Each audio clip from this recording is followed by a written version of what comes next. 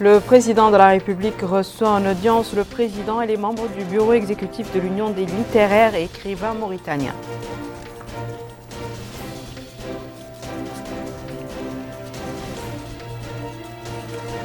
La capitale abrite les travaux de l'atelier régional de validation des outils du mentorat clinique des sages-femmes.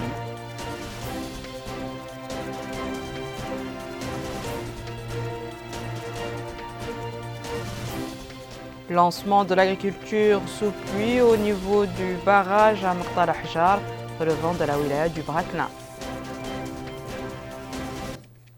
Bonsoir mesdames, mesdemoiselles et messieurs, et merci de vous joindre à nous. Le président de la République a reçu en audience aujourd'hui le président et les membres du bureau exécutif de l'Union des littéraires et écrivains mauritaniens. L'audience s'est déroulée en présence de M. Mohamed Ahmed Mohamed Lemine, directeur du cabinet du président de la République.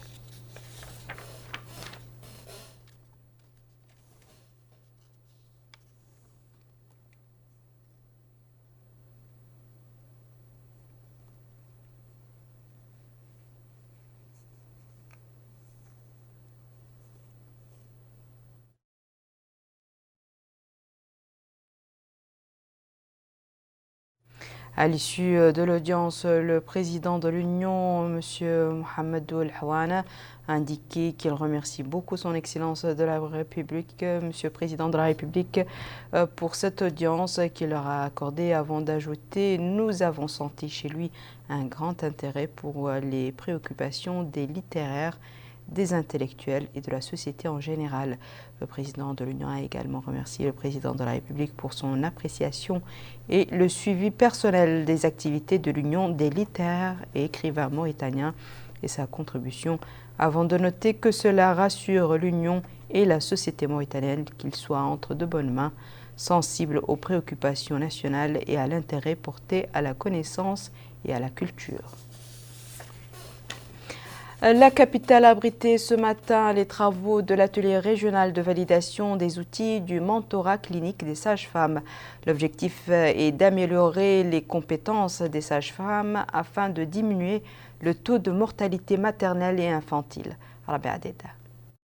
À travers des programmes et des stratégies, le gouvernement mauritanien compte réduire le taux de mortalité maternelle et infantile. C'est dans ce cadre qu'intervient cet atelier régional de validation des outils pédagogiques du mentorat clinique des sages-femmes. Le département de la santé compte à travers cette rencontre améliorer les capacités des sages-femmes. Signaler ici l'importance pour nous de la sage-femme et vous dire 3 éléments sur lesquels actuellement on travaille qui sont importants. Le premier est un élément normatif. Les statuts sont en train d'être révisés à la hausse pour permettre à la sage-femme d'être dans un niveau administrativement et de carrière qui lui permet de se mettre à l'aise par rapport à son travail. Le deuxième élément, c'est un arrêté qui vient d'être pris par le ministère de la Santé pour garantir l'équité dans la répartition du personnel, pas seulement sage-femme, mais pour lequel on pense qu'il pourra donner son fruit.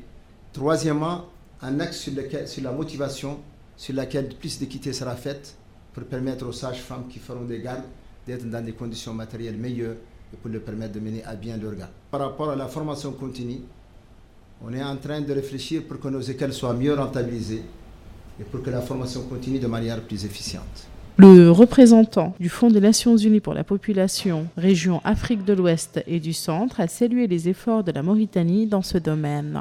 Vous transmettre les remerciements et les vives félicitations du Fonds des Nations Unies pour la population pour votre engagement très affirmé en faveur de la santé et de l'éducation.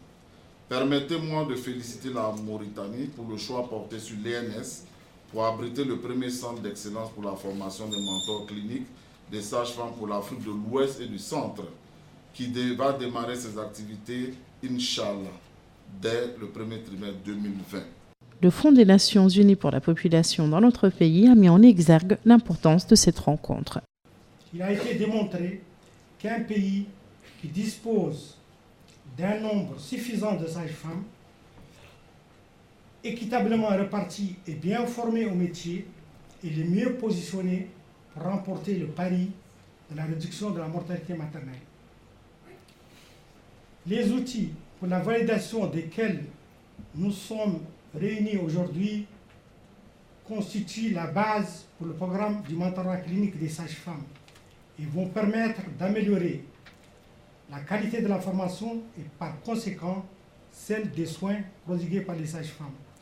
Les participants à cette rencontre suivront durant 5 jours plusieurs exposés relatifs à toutes les nouveautés dans le domaine du renforcement des capacités des sages-femmes. Cap sur la Muqata'a de Marta Al-Ahjar, où le ministre du Développement rural a procédé hier au lancement du programme de l'agriculture sous pluie à partir du barrage de Oued Gmamine. Cette expérience pilote sera appliquée au niveau de 14 autres barrages. Plus d'explications avec Malika Naqli. Les barrages de Oued Amour et celui d'Agmamine, relevant de la Muqata'a de Marta Al-Ahjar, ont été ciblés dans le cadre du projet relatif à l'agriculture pluviale. Le coup d'envoi a été donné par le ministre du Développement rural à partir du barrage de Oued Agmamine, relevant de la commune de Oued Amour de l'arrondissement administratif de Djouna. Ce projet du développement rural vise à promouvoir l'agriculture pluviale au niveau de 16 barrages, dont 2 au niveau des wilayas de l'Adra, du Tagan, des deux Odes, de l'Assaba, du Brakna, du Gorgol et du Guidimaha. Cette expérience pilote sera testée au niveau de 10 hectares de chacun de ces barrages, sous la supervision du département du développement rural, qui disponibilise tous les moyens nécessaires à cette agriculture pluviale. Le ministre du Développement rural souligne sa satisfaction de présider le lancement de cette campagne spécialement réservée à l'agriculture pluviale qui répond aux engagements du président de la République. Population d'Agmamine, dit-il, vous avez entre vos mains les destinées de la campagne agricole de la Mauritanie entière. Il sera procédé à une expérience pilote dont le succès dépend de vous et qui sera par la suite expérimentée sur l'ensemble du territoire national. Le ministre a déclaré à l'endroit du maire qu'en ce qui concerne sa doléance relative à l'industrie rurale, le programme du président et le budget de l'État l'a pris en compte et devrait être opérationnel lors de la prochaine saison agricole. Le maire de la commune de Oued Amour, M. Khalifa Al-Mouhandaradi, a souligné son appréciation de l'appui généreux apporté à l'agriculture pluviale, ce qui, dit-il, dénote de l'intérêt des pouvoirs publics à ce que les populations restent au niveau de leur terroir. Le maire a rappelé la particularité agricole de cette région. Il a mis en exergue le fait que les populations de plus de 20 localités vivent de l'agriculture pluviale.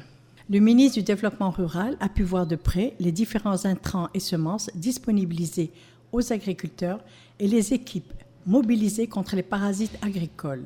Les populations sont particulièrement heureuses de voir se concrétiser leurs doléances, ainsi que le souligne ce citoyen qui met en exergue la précarité des moyens dont il dispose pour pouvoir s'adonner à l'agriculture qui est sa seule source de revenus. Il remercie le gouvernement pour l'attention apportée aux citoyens.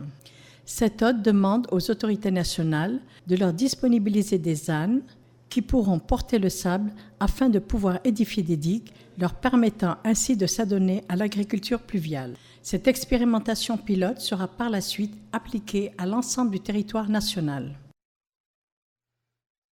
Notre pays a participé au Forum de la jeunesse africaine organisé dans la capitale rwandaise Kigali. Notre délégation était dirigée par le ministre de l'Emploi, de la Jeunesse et des Sports. Le forum vise à élargir les opportunités en termes de leadership économique, social et civique par le biais d'initiatives nationales. Abdul Adamaba. Plus de 500 jeunes venant des différents coins du continent africain ont pris part au sommet du Youth Connect Africa. Ce réseau a été conçu afin de connecter les jeunes Africains dans le cadre de la transformation socio-économique des pays africains. Youth Connect Africa constitue une plateforme pour atténuer les problèmes des jeunes et soutenir les initiatives d'autonomisation de cette frange. Le président du Rwanda, Paul Kagame, a pris part à l'ouverture de ce forum. Le ministre de l'Emploi, de la Jeunesse et des Sports, Talé Ould Ahmed, a présenté la politique de jeunesse et d'emploi du gouvernement mauritanien au cours des différents ateliers. Il a affirmé que les femmes représentent plus de 50% de la population mauritanienne, mettant ainsi l'accent sur le rôle fondamental de cette frange pour un développement socio-économique harmonieux. Le ministre de l'Emploi, de la Jeunesse et des Sports a par ailleurs indiqué que dans notre pays, environ 70% des filles sont scolarisées, même si du reste, précise-t-il, le taux d'abandon est assez élevé, atteignant plus de 30%. Le département de l'emploi, de la jeunesse et des sports projette... En 2020, nous avons l'intention en tout cas de lancer le premier forum Youth Connect en Mauritanie. Je pense que nous sommes capables parce qu'il y a une nouvelle dynamique. Donc, comme je le disais, c'est qu'il faut aller avec les aspirations des jeunes. Youth Connect est une émanation des aspirations des jeunes. Ce sont des solutions proposées par les jeunes eux-mêmes. Et donc, il n'y a pas de raison que nous ne nous inscrivions pas dans cette moule-là. Donc, pour répondre de façon tranchée sur votre question, oui, nous avons la possibilité donc, de lancer Youth Connect en Mauritanie. Je ne pourrais pas vous dire exactement quand, mais notre objectif, c'est qu'en 2020, qu'on lance Youth Connect en Mauritanie au moins. Les avantages sont véritablement multiples. En plus aussi, il y a l'avantage que ce sont des expériences, un partage d'expériences. Chaque pays vient avec donc partage ses expériences en termes donc par exemple de création d'emplois, en termes de leadership, en termes donc d'adresser même les questions qui se posent aujourd'hui, les défis aux jeunes, que ce soit les questions donc que ce soit les risques de déperdition scolaire, les risques donc de criminalité. Au cours de ce sommet, une sensibilisation a été menée pour valoriser le rôle de la femme, la scolarisation des filles, en plus la nécessité de mettre en avant la technologie, les mathématiques pour booster les capacités des jeunes Africains et mettre en place des fondations solides pour le développement du continent africain. Un certain nombre de coopératives féminines de la Muqata'a d'Erkiz ont bénéficié de la distribution de fournitures scolaires fournies par l'ambassade de la République populaire de Chine dans notre pays. Retour à Abdullah Damaba.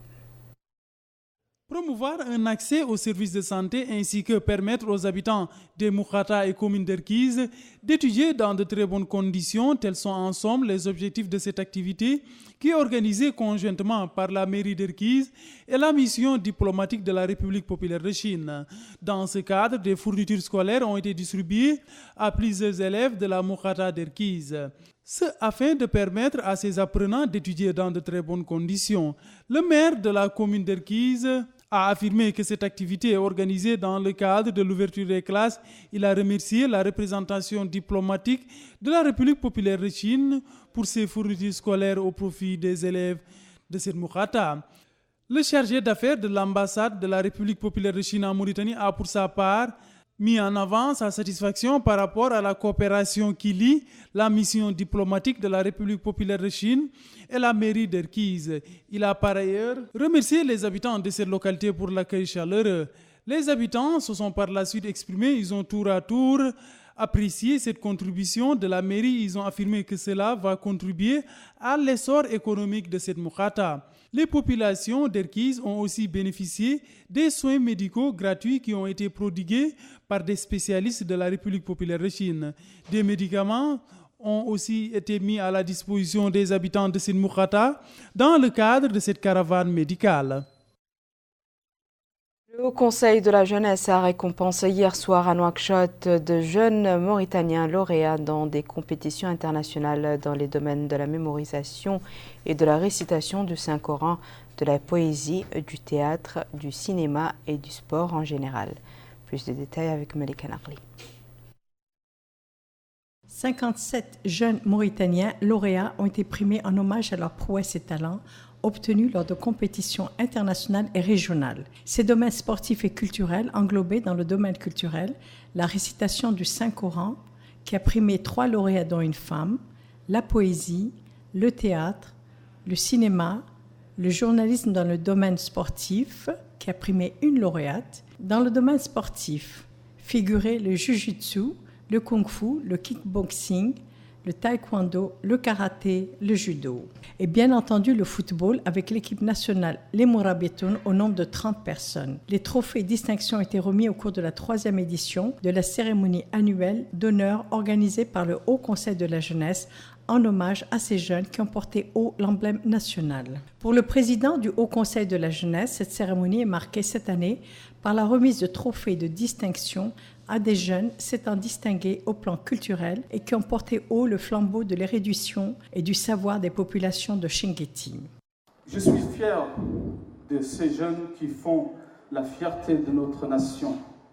Je vous remercie pour les efforts que vous avez pu déployer et qui ont pu faire rehausser l'éclat de la Mauritanie à l'échelle nationale et internationale. Cette soirée fait honorer les sportifs qui ont fait des grandes réalisations, mais cette année, on a voulu aussi honorer les jeunes qui ont fait des grandes réalisations dans le domaine culturel. J'espère que les réalisations se poursuivent et qu'on continue sur la même lancée et on espère avoir de très bons résultats bientôt, Inch'Allah. De son côté, le président de la commission culturelle, sportive et de promotion du Haut Conseil, organisatrice de la cérémonie, M. Diakité Cheikh Sek, a souligné l'importance de l'événement et le rôle qu'il joue dans le développement de l'esprit de créativité chez les jeunes. Ces jeunes, dit-il, ont porté haut l'emblème national au plan international et régional, avec l'obtention de médailles d'or, d'argent et de bronze. L'hymne national a ainsi vibré sur la scène internationale. Ces jeunes qui font la fierté de la Mauritanie ont porté haut l'emblème national sur la scène internationale et régionale grâce à leurs prouesses et talents au cours de concours, championnats ou tournois dans différents domaines. Nous vous laissons à présent découvrir les dernières quantités de pluie enregistrées au niveau de certaines de nos localités durant ces dernières 24 heures.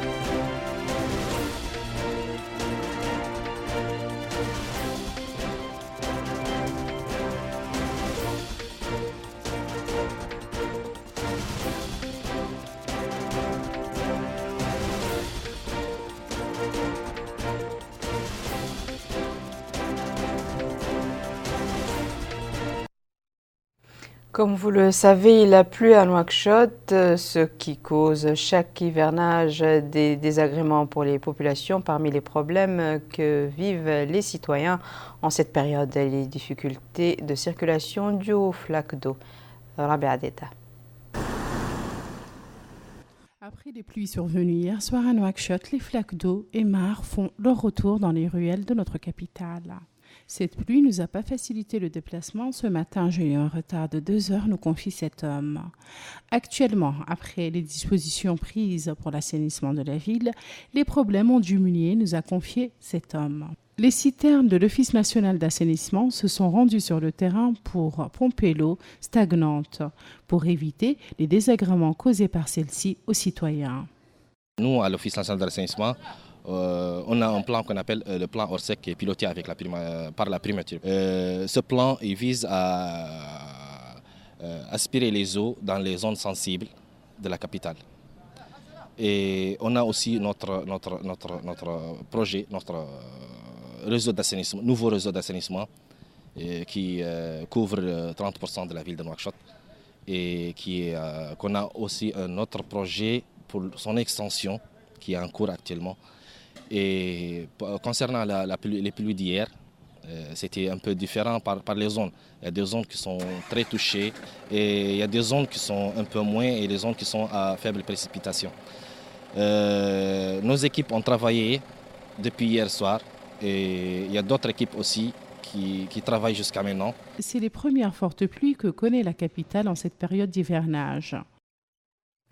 Ces derniers jours, certains quartiers subissent des coupures consécutives d'électricité, ce qui a affecté l'activité économique et causé des dommages au niveau de nombreux services de base. Certains citoyens accusent de négligence la Somelec, qui réfute la responsabilité de ces interruptions répétées. Le point avec Aminata Khan. Nouakchott continue de vivre les coupures intempestives d'électricité qui plombent les activités économiques au niveau de la ville. Ce commerçant, dans l'un des marchés de la place, a déclaré que ces coupures répétitives d'électricité sont insupportables. Pour cette citoyenne résidente à Darnaïm, les coupures d'électricité n'ont aucune explication, même si la Sonelec s'est excusée. Cette situation est vraiment déplorable, conclut-elle. Ce citoyen a indiqué à notre micro que la Somelec ne respecte pas les consommateurs et que ce mois-ci, les factures ne doivent pas être payées. Cette femme indique que les habitants des Muqata'a de Toujinin, Darnaïm et d'Arafat souffrent le plus de ces coupures d'électricité car selon ses propos, avant-hier soir, les habitants de ces 3 Muqata'a ont passé la nuit dans le noir. Nous nous sommes rendus à la Somelec où nous avons rencontré le directeur de la production qui nous explique les raisons de ces coupures répétitives. Donc, pour commencer, il faut dire que la ville de Nouakchott est connectée au réseau de l'OMVS via la ligne 225 kV. Attention. Donc, tout problème qui persiste sur l'une de ces lignes peut affecter dans un sens ou de l'autre l'un des pays qui sont connectés sur la ligne. Donc, nous sommes connectés à travers cette ligne à la centrale hydroélectrique de Manantali et la centrale de Felou. Et ces derniers temps, on a eu beaucoup de perturbations qui sont dues essentiellement sur l'ouverture de lignes Sakal-Diagana au Sénégal et la ligne Rosso-Nouakchott. Cela affecte directement la production au niveau de la ville de Nouakchott. Malheureusement, tout le monde dit qu'il n'y a pas d'électricité à Nouakchott. Moi, ce que je veux dire que, en tout cas, la Somelec, c'est le premier qui est affecté par ce phénomène parce qu'en cas de déclenchement, les travailleurs de la Somelec, c'est eux qui passent les heures et les heures derrière les machines pour démarrer et pour remettre la ville. Tout ce qu'on peut dire, qu'on ne peut pas garantir qu'il n'y aura pas de coupure, mais on peut dire qu'on est en train de faire du mieux, c'est tout. Et je crois que d'ici peu de temps, on arrivera à couvrir à 100%, c'est-à-dire qu'on ne soit pas affecté par la coupure des réseaux de l'OMVS, Inch'Allah. En attendant le règlement définitif de ce problème et le retour de l'électricité, les citoyens prennent leur mal en patience. Un colloque organisé par l'Association des journalistes mauritaniens a passé en revue hier à Nouadhibou la réalité de la profession du journalisme, insistant sur la nécessité de respecter les normes et l'éthique professionnelle à travers le renforcement de la responsabilité incombant aux journalistes en ce qui concerne l'honnêteté et la précision dans la publication des informations. Les participants au colloque organisé sous le thème de normes et contraintes de la profession du journalisme ont mis en relief certains aspects des contraintes qui doivent être dépassées grâce à l'application des lois et le respect des normes et de l'éthique professionnelle en vigueur en la matière. En marge de la manifestation qui s'y déroulait en présence d'hommes de médias à Nouadhibou, la liste du bureau régional de l'association des journalistes a été rendue publique. Cette liste a comporté des journalistes des secteurs publics et privés. Voici à présent, mesdames et messieurs, le rappel des titres. Le président de la République reçoit en audience le président et les membres du bureau exécutif de l'Union des littéraires et écrivains mauritaniens. La capitale abrite les travaux de l'atelier régional de validation des outils du mentorat clinique et des sages-femmes.